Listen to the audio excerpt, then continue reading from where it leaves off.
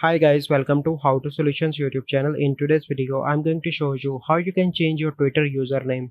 Before getting into this video, must subscribe to our YouTube channel and click on the bell icon. The first step you need to do is to open Play Store and search your Twitter and update your Twitter application. Once you've done that, you simply need to go and open Twitter.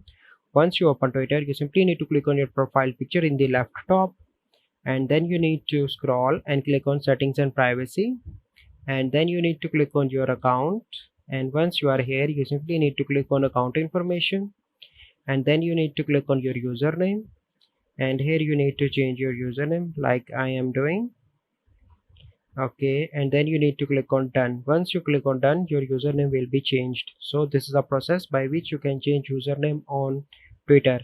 I hope you find this video helpful. If you find this video helpful, must like this video or subscribe to our YouTube channel for future videos. We'll see you in the next video. Thank you. Have a good day.